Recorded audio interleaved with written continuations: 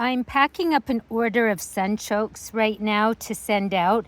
And as I was looking for a variety, I found a bag. And there must have been some that, well, obviously not must have.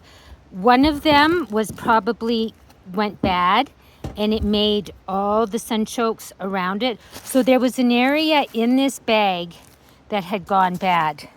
And if I'd caught it sooner, I probably could have saved, I probably would have only lost one or two of those. But you can see here, look, the peat moss has gone dry. So what I like to do is I'll go through and I'll get the peat moss damp again, just to keep these guys going through the winter, because I don't keep these in the refrigerator. I keep them in the back of my place. I live off grid, so I don't have a fridge. Well, I did have a fridge, but that's another story. And so you can see, look at that one's a little bit going bad. So I don't want to keep that in there. Anything that's not perfect, you really want to get out of there.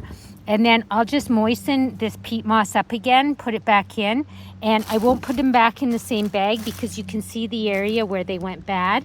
So I'll put them in a fresh, clean, I'll look at every tuber, I'll repack them, and then these guys will stay better. And if you ever find, like at the top, some of those are going, like you'll see that's going bad, I'll cut them off sometimes, depending on, you know, where they're at. But these guys, they're doing well. You just have to keep a monitor. If you have received some sunchokes from me and you're going to keep them until planting in the spring, just check on them.